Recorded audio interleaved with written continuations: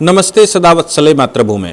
हम लोग चर्चा करने जा रहे हैं। आज भारत सरकार ने एक बात डिस्क्लोज़ की है। ये प्रयास पहले भी बहुत बार होते रहे हैं और भारत में इस तरह के संकट खड़े होते ही रहे हैं, लेकिन संतुष्टि इस बात की है कि मोदी सरकार पहले से इन मामलों में बहुत सजग रहती है। वो एक्सटर्नल सिक्योरिटी के मामले में, वो नेशनल सिक्योरिटी के मामले में, वो हर विषय जो भारत के लिए ख़तरनाक हो सकता है, जो हमको संकट दे सकता है, उन सब के लिए मोदी सरकार पहले से तैयार रहती है। आज ऐसा ही एक प्रकरण मोदी सरकार का सामने आया जिसमें चीन ने एक बड़ा षड्यंत्र और भारत पर अटैक किया।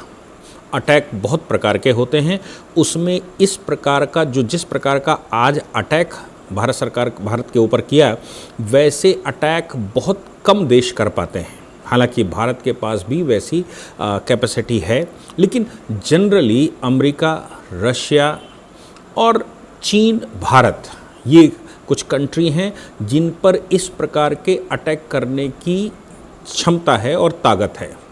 मैं इन अटैकों की बात करूं, उनमें बहुत सारी मूवियां भी आपने देखी। स्टार वार्स में मतलब ये है कि अंतरिक्ष के अंदर जो हमारे सैटेलाइट रहते हैं, अंतरिक्ष के अंदर जो अंतरिक्ष यान हम लोग भेजते हैं या सैटेलाइट छोड़ते हैं, उनको अंतरिक्ष में डिस्ट्रॉय करने की क्षमता भारत सहित आज अब से पहले केवल 3 देशों में है। चीन के पास है, रशिया के पास है और अमेरिका के पास है। भारत के पास भी वो क्षमता हासिल मोदी सरकार के दौरान, हमने याद होगा 2018-19 में हासिल कर ली थी।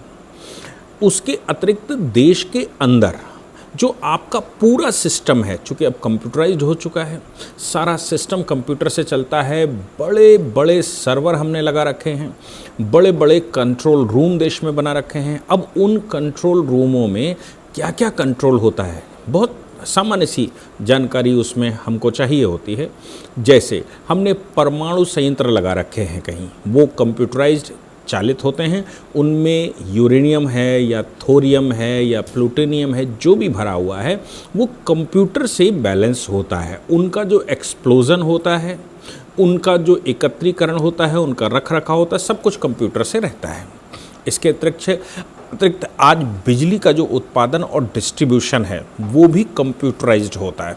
और वो चूँकि हमने नेशनल ग्रिडें बना रखी हैं, उसके एनटीपीसी के नेशनल कंट्रोल बना रखे हैं। हालांकि हमने कई ग्रिडों में, नॉर्थ की ग्रिड अलग बनाई है, साउथ की ग्रिड अलग बनाई है, ईस्ट की ग्रिड अलग बनाई है, वेस्ट की ग्रिड अलग बनाई है। ऐसे हमने कई एक ग्रिडों में पूरे देश को बांट रखा है। बिजली का उत्पादन कहीं पर भी हो, देश के किसी प्लांट से बिजली बने, लेकिन हम उनको एक ग्रिडों के माध्यम से देश में डिस्ट्रीब्यूट करते हैं और इसके अतिरिक्त हम दूसरे देशों को भी सप्लाई करते हैं। अब तो यहाँ तक सिस्टम डेवलप हो गया है कि अब प्रीपेड मीटर्स लगा दिए हैं। प्रीपेड मीटर भी कहीं न कहीं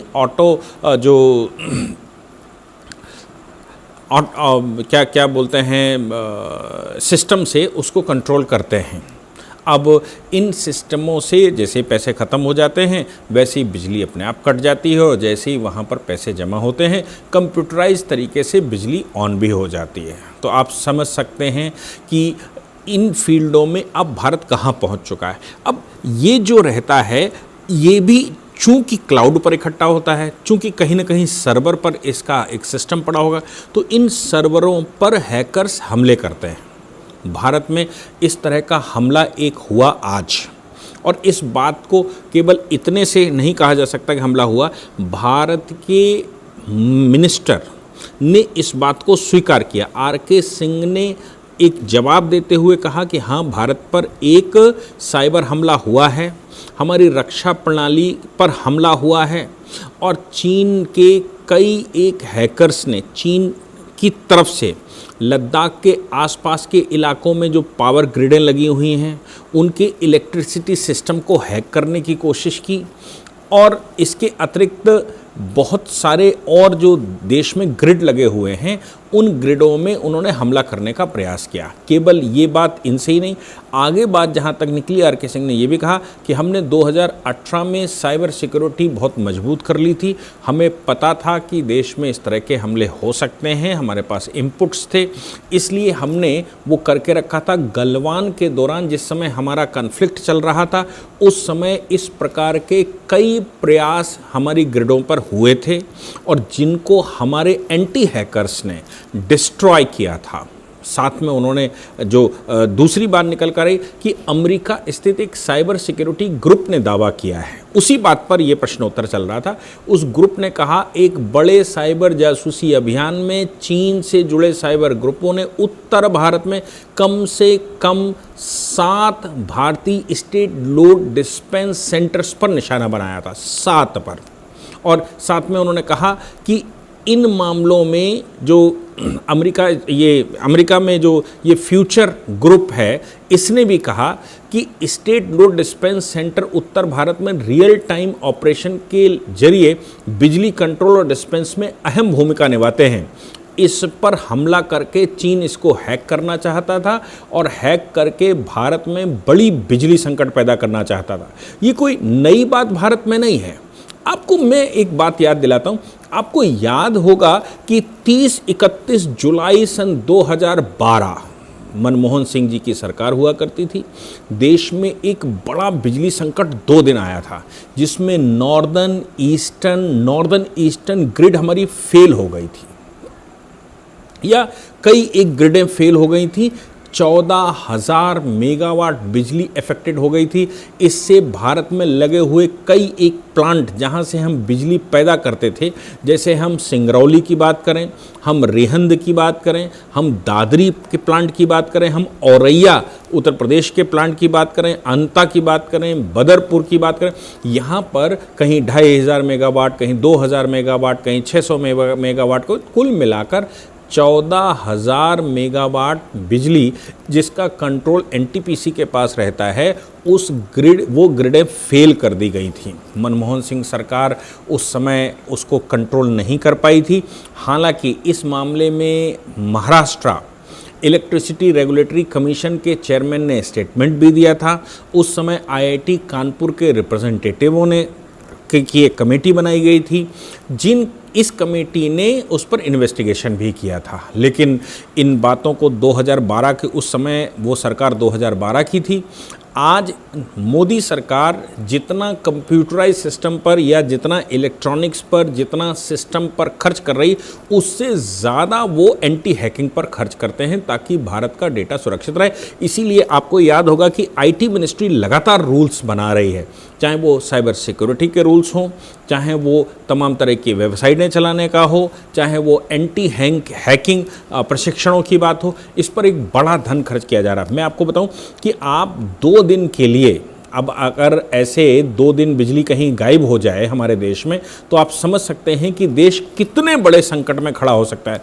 आपको याद है उसी समय न्यूयॉर्क में, या अमेरिका के मेरे ख्याल से कनाडा का प्रकरण है और अमेरिका के नॉर्थ अमेरिका का प्रकरण है, जहां पर बिजली चली गई थी कई दिन के लिए। उनकी ग्रिड फेल होने की वजह से वहां बहुत लूटपाट हुई थी, वहां पर बहुत सारे अटैक हुए थे, वहां बहुत सारे रेप हुए थे, क्योंकि उनके पास बिजली का कोई ऑल्टरनेट सिस्टम नहीं है। उनके पास तो परमाणु संयंत्र से बिजली बनती है, जो कैनेडियन ग्रिड से आती है, नॉर्थ अमेरिकन ग्रिड से आती है, नॉर्थ यूएसए ग्रिड से आती है, और वो आकर पूरे देश में उनको बिजली सप्लाई करती है। ग्रिड फेल होने की वजह से अमेरिका कई दिनों तक अंधेरे में रहा था, जो ये कहता था कि हमारे यहाँ बिजली कभी जाती ही नहीं है। उनका हर एक सिस्टम बिजली पर डिपेंडेबल था। भारत हालांकि बिजली पर डिपेंडेबल होता जा रहा है। नरेंद्र मोदी सरकार के आने के बाद की ये प्रक्रिया है कि पूरे देश में लगभग सभी राज्यों में जो वहाँ के इलेक्ट्रिसिटी बोर्ड्स पेमेंट कर सकते हैं केंद्र सरकार को, उन सबको बिजली पूर्ण रूप से मिल रही है। उत्तर प्रदेश, जिसका हाल 2017 से पहले बहुत बुरा था,